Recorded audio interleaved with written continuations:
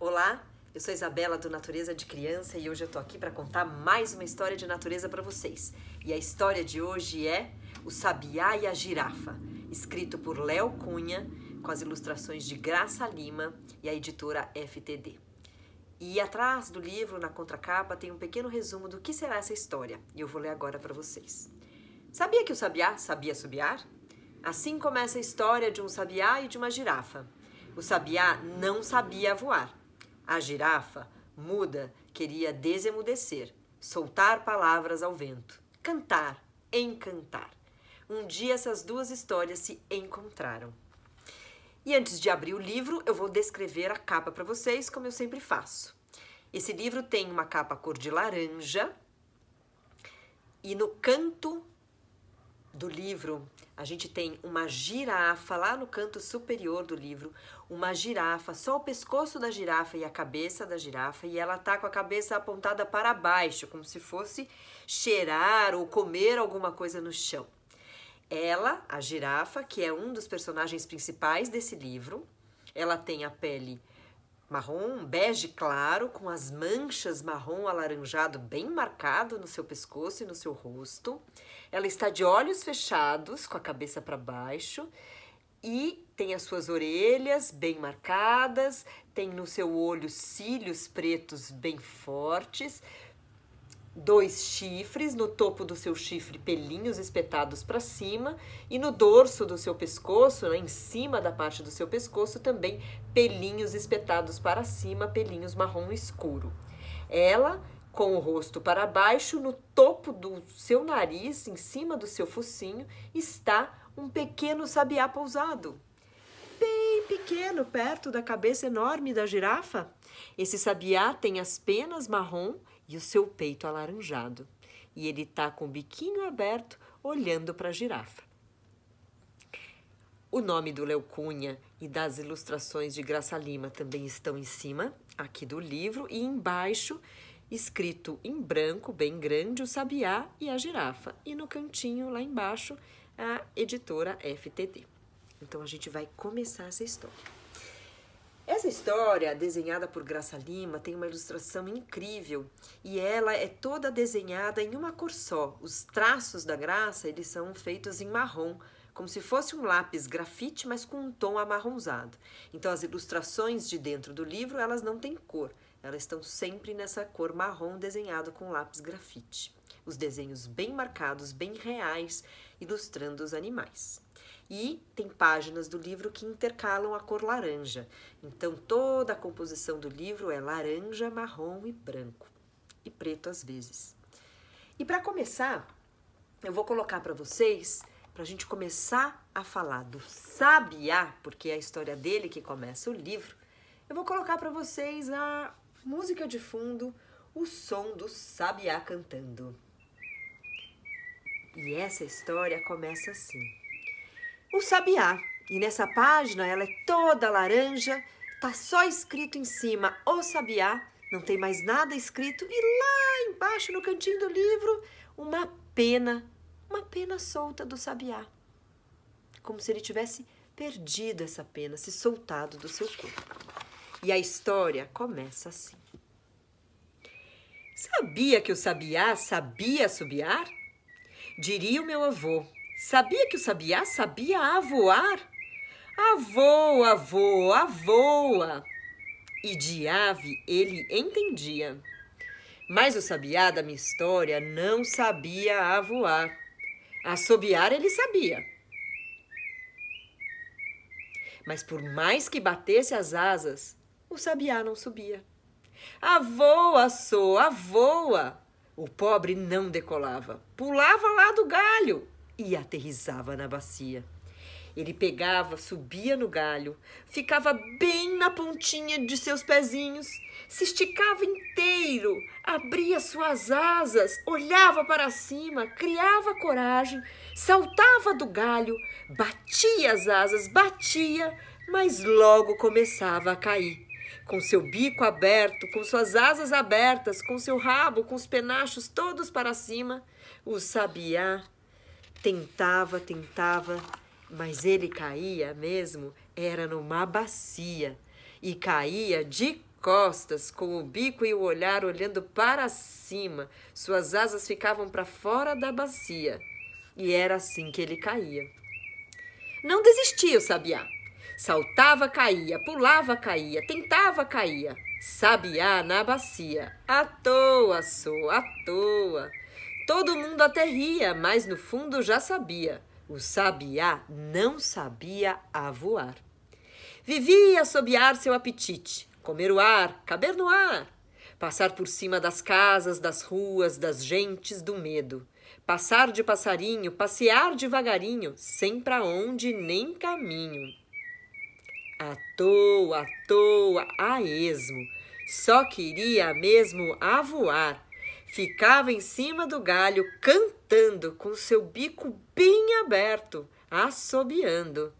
E ali à espera do próximo tentar.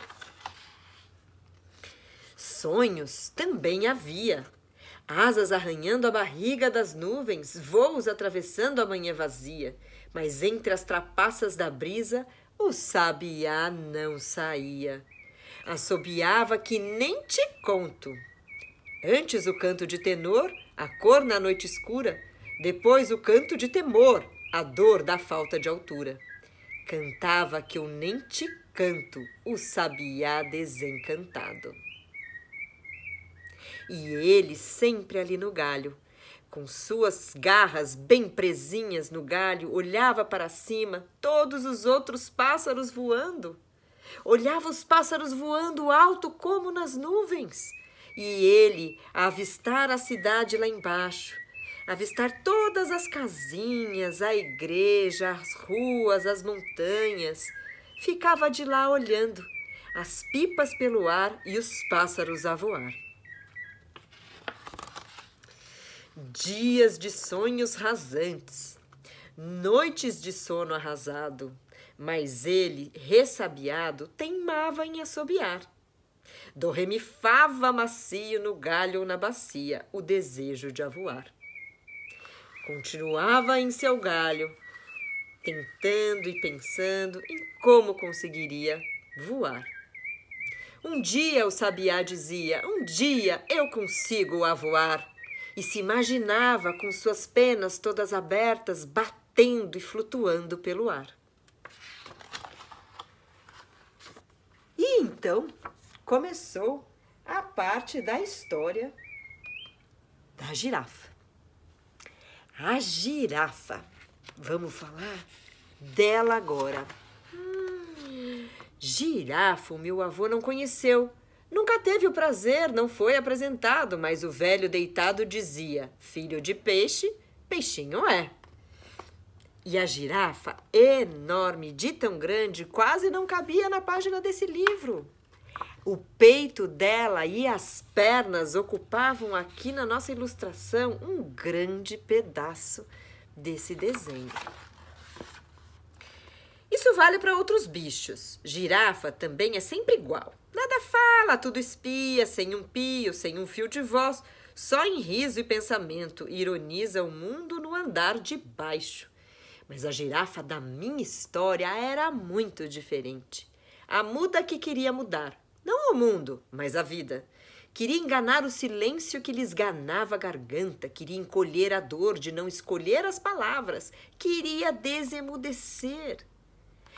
Com sua cabeça lá embaixo, com sua pele toda manchada com suas manchas marrons, seu olhar bem grande, suas orelhas abertas, ela pensava em como conseguiria desemudecer.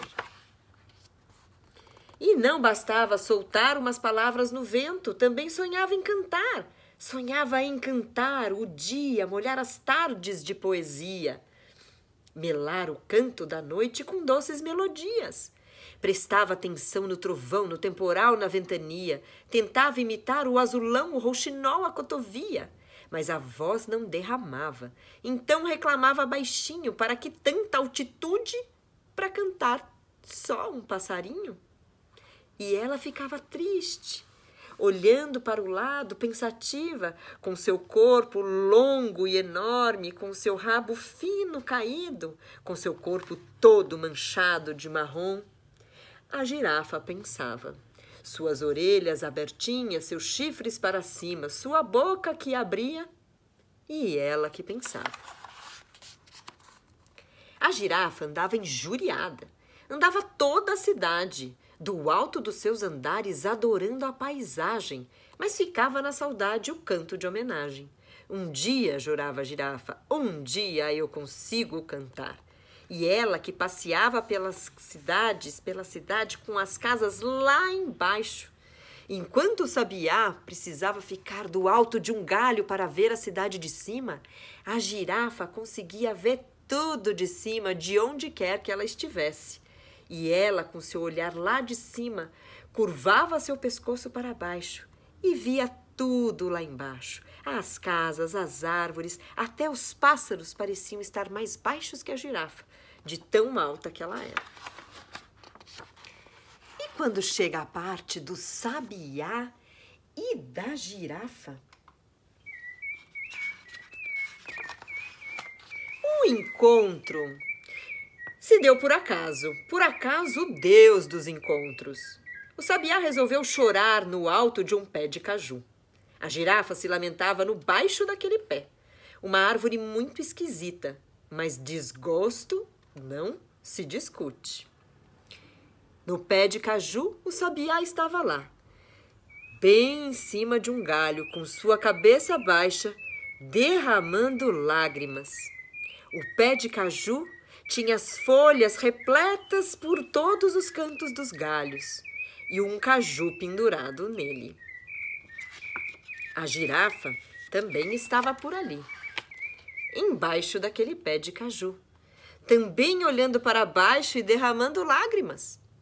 Um estava no alto e o outro estava com os pés no chão e seu pescoço era tão alto que chegava no topo do pé de caju. Estavam os dois ali, os dois no mesmo pé, ela vendo o que não cantava e ele cantando o que não conhecia. Ele queria saltar nas alturas. Ela sonhava a saltar partituras. E a dupla melancolia, ou foi a tal natureza, tratou de cruzar os caminhos.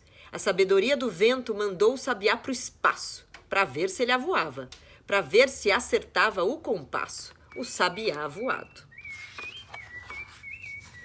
Mas ele caiu de cabeça na cabeça da girafa. Silêncio, sabiá assustado. Contudo, depois do susto, o coitado gostou do que viu.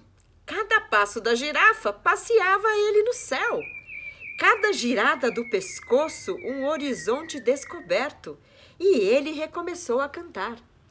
A girafa ficou fascinada. Aquela voz afinada soltou sua cara amarrada, desfez a careta enfesada.